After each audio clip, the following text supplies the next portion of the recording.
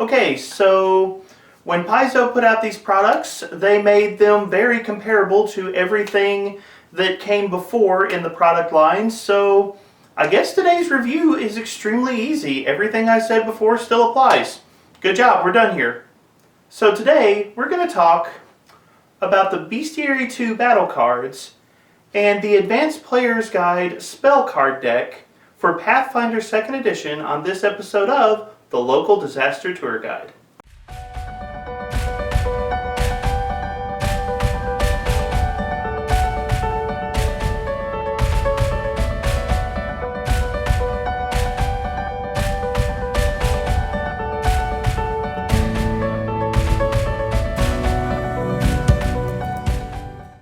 Hello travelers and tourists, welcome to my channel where we talk about role-playing games like Pathfinder and Starfinder. My name is Mark and I am the Local Disaster Tour Guide. That's right, I am a storyteller who probably should have figured out the correct way to pronounce Compsognathus before I started this review. At least I think that's how you say it. Today I'm going to be doing some reviews for some RPG accessories for Pathfinder 2nd Edition. And both of the accessories that I'm going to be talking about today are part of product lines that have already been going for a while. These are not the first products in their respective product lines, but rather they're a continuation of a series. And I'll go ahead and say that having reviewed the previous products in this series, that truth be told, Paizo set the standard already, and there's not a lot of deviation from what came before. So, if you have seen my previous product reviews, or if you have some of the products from earlier in these lines, you probably already know what to expect. But I'm still going to talk about both of these products, and I will include links to my previous reviews in case you want to go back and see what some of my more in-depth thoughts were back when these products first came out. In particular today, we're going to be talking about the Bestiary 2 battle cards for Pathfinder 2nd Edition and the Advanced Player's Guide spell card deck. Now, before I dive into my reviews, I do want to give you my usual grain of salt when it comes to any review that I do on this channel, which is, my opinion is just that, an opinion. I'm going to do my best to present my honest thoughts about these products, but the best review you will ever get for any gaming product is to try it for yourself. So if you have an opportunity to maybe borrow these products from a friend or try them out at a local game store or something to that effect, I always recommend first-hand experience over listening to what some guy on YouTube happened to say. So with that in mind, let's get started. First up, we will do a quick review of what these products are. The Bestiary 2 battle cards come in a pretty massive box. You can see that this is a sizable product. The same is true of the Bestiary 1 battle cards, by the way. There is some serious weight to this product. There are 380 cards inside of this box depicting each creature from the Bestiary 2 in Pathfinder 2nd Edition and giving all of the stats necessary to run those creatures. This is what the cards look like. On one side you will see an illustration of the creature in question, and on the reverse you have all of the necessary traits to run that creature. And in instances where a single card is not enough to convey all of the information for a creature, they will print out multiple cards containing all of the information that you need. You can see here that the Bythos Aeon has two cards, illustrations on one side, and relevant information on the other. Up next is the Advanced Spell Card deck. This box contains, if I did my count correctly, 227 individual spell cards featuring all of the Arcane, Divine, Occult, Primal, and Focus spells found inside the Advanced Player's Guide for Pathfinder 2nd Edition. This is the 6th product in the spell card deck line, so this is a line that's been going on for a while now. The cards themselves are pretty straightforward. On one side of the card you will see all of the information necessary in order to cast the spell, and then the reverse side of the card will typically just have an illustration. Now, I will say that the illustrations on these cards are generic, and there are some spells where both sides of the card are needed to contain the full text of the spells. So there are some cards that are going to have text on both sides and no illustration at all. But that is a basic description of what the products are. What are my thoughts about using these products at your gaming table? Well, if you've seen any of my reviews, you know that I like to begin at the end, give you my overall thoughts on a product, and then kind of work my way through those products. Since I'm reviewing 2 products today, I'm going to be splitting the reviews up. So I'm going to do the Bestiary 2 battle cards first, and there will be some timestamps down in the description if you want to jump ahead to my final thoughts for the Advanced Player's Guide spell card deck. So, what are my thoughts for the Bestiary 2 battle cards? Well, the long version of my review can be found with my review of the Bestiary 1 battle cards up here. But overall, I can tell you this. Much like the previous set, I consider the Bestiary 2 battle cards to be a fairly solid Game Master aid, but I feel that this is a product that is geared more towards the prepared storyteller rather than the sandbox storyteller. I give this product a B overall and consider this to be a product that Game Masters will probably get pretty good use out of. You may not use it at every single game session, but you'll definitely get some mileage out of this. So let's talk about this a little bit more in depth. I'm going to go ahead and point out the 2 negatives of this product first. And when I say negatives, these are relatively minor negatives. My overall experience with the product has been good, but as I mentioned, the Bestiary 2 battle cards really feels like a product that is intended for a prepared storyteller. Sandbox style storytellers, I feel, will probably not get very much use out of this product, and the reason is pretty simple. There are 380 cards in here, and they are packed extremely tightly. The simple truth is, you're not going to dig a battle card out very quickly in the middle of a game session. If you're running a sandbox style game, and your players decide to explore a cave and you haven't prepared for it, and the creature that would be in that cave, you need to access the stats very, very quickly, the reality is you're not going to pull this box out. You're going to pull out the Bestiary 2. You're going to get the book. Because the book is just a lot easier to access. These cards, they're great. I love them. I use them all the time. But I can tell you that if I want to use them, I really need to know ahead of the game session that I'm planning on using them, and I need to get the creature cards out before the game begins.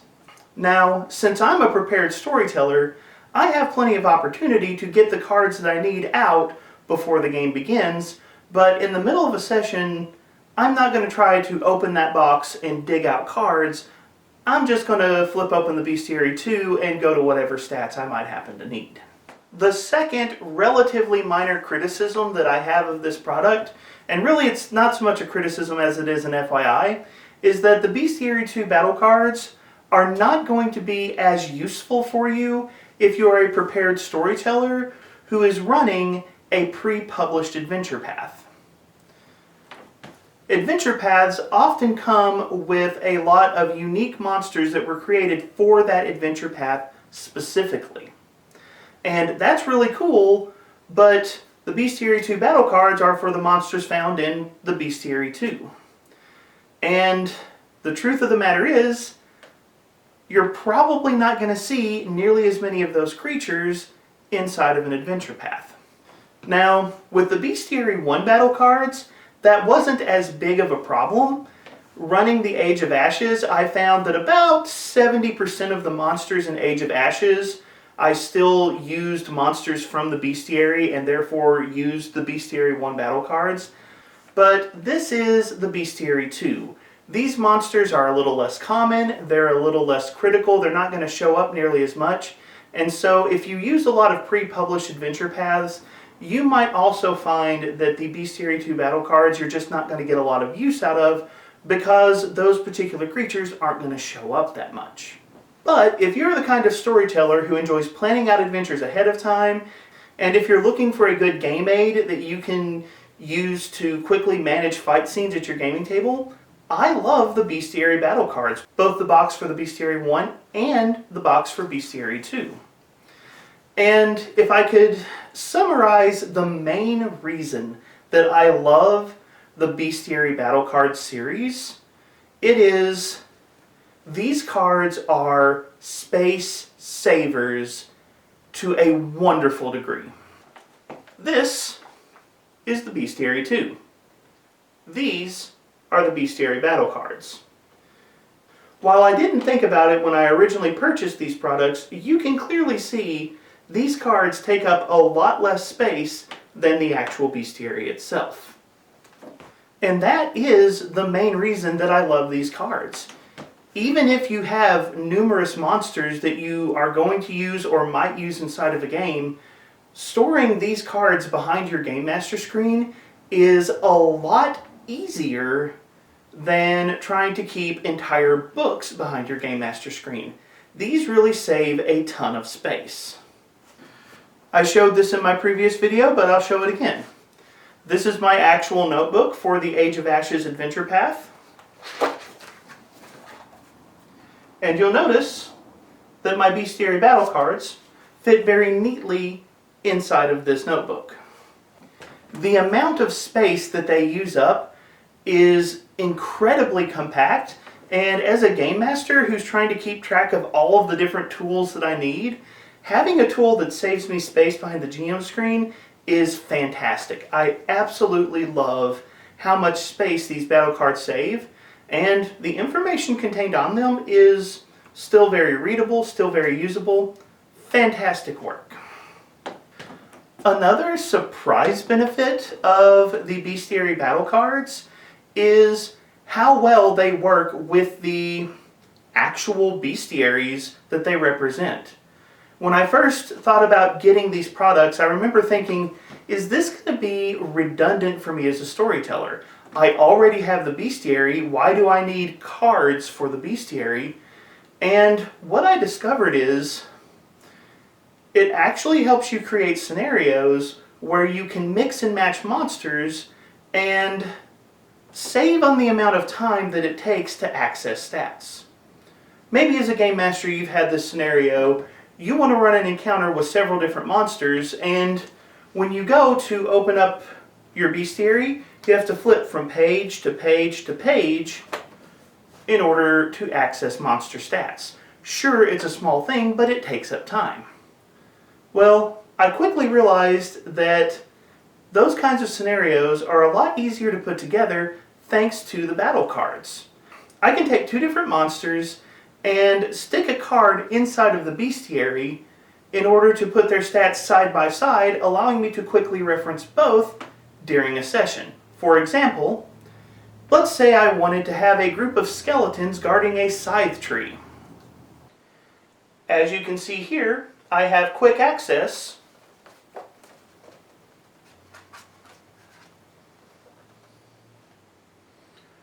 to all of the information that I might need. So overall, I do think that the Bestiary battle cards are a pretty good product. There is one additional thing I would like to point out, and this is a tip I got from the Gallant Goblin YouTube channel, so I just want to give them credit for this. They pointed out that the Bestiary battle cards work really, really well with clips that you can put on top of your Game Master screen, thus allowing your players to see the illustration of the creature while you can clearly see all of the stats of the creature as well. This in particular is one of the strongest creatures from the Bestiary 2, the Jabberwock. So, if you are a game master who likes to plan your sessions ahead of time and is looking for a fantastic tool to save some space behind the Game Master screen, I think check out the Bestiary 2 battle cards. They are definitely a strong product. But now, let's move on to the Advanced Player's Guide spell deck, because this was a series where I got really nitpicky in the previous video. Check it out here. In the previous video, I gave the spell deck series overall an average grade of an A-, which is to say that these are products that I thought were really, really good with a really particular flaw. So I was very curious how Paizo was going to handle the Advanced Player's Guide spell deck, and I wanted to see how it would hold up compared to the previous 5 offerings. Now, overall, the spell deck series I would still give an A-, but for the individual decks, I gave them a range of grades, everything from a B+ all the way to an A+ for the Focus spell deck. So, what do I give the Advanced Player's Guide spell card deck? Well, this actually ties the Focus spell deck from my previous video. I give this product an A+. In fact, pretty much everything I said about the Focus spell deck in particular applies to this product. It's kind of crazy to me how similar those two products are. So I'd give the Advanced Player's Guide spell card deck an A+, and I would rate this as a very, very useful player aid that you can use at your gaming table, although I will note that the Advanced Player's Guide spell deck is definitely going to be a group purchase product. I don't think that this is something a player is going to go out and buy for themselves. First up, let me talk about 2 of the really, really positive things for the Advanced Player's Guide spell cards, and then we're going to take a deeper look at the nitpick that I talked about in the previous video and ask how it applies to this product. The first really wonderful thing about the Advanced Player's Guide spell deck is it includes every spell in the book that is not a ritual spell. And when I say every spell, I'm going to go ahead and say I was surprised by how much every spell is accurate.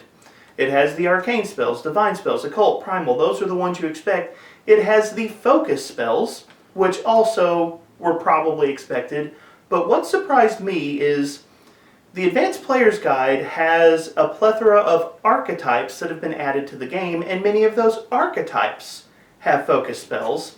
And the Advanced Player's Guide spell deck includes the focus spells for archetypes. That blew me away.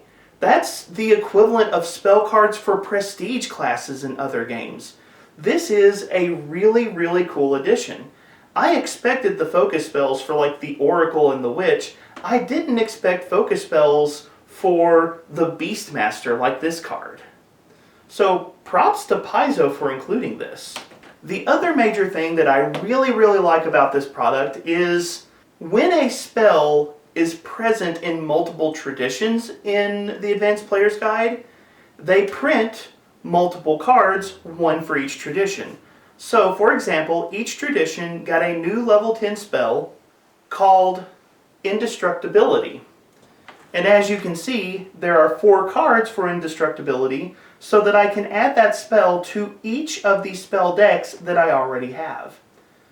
It would have been really easy to cut corners and just put 1 copy of this spell, but that would have frustrated me to no end. So I have to give Paizo credit where credit is due by making a copy of the spell available for each tradition that it's presented in. That really brings up the quality of this product. But what about my nitpick from the previous video?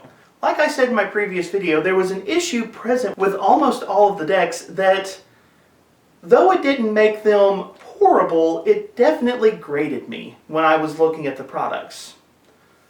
That nitpick was, there were some spell cards that only contain some of the information you need for a spell. Now let me just say, there is no such thing as a spell card with no information.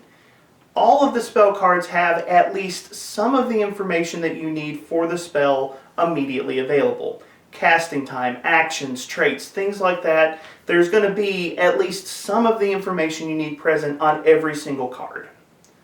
But with some spells, there is simply too much information to be able to put all of that spell text on a single card, even if you do the whole front and back thing that some of the cards do. And just to be honest, The point of a spell card deck is to save passing the rulebook around every time you want to cast a spell.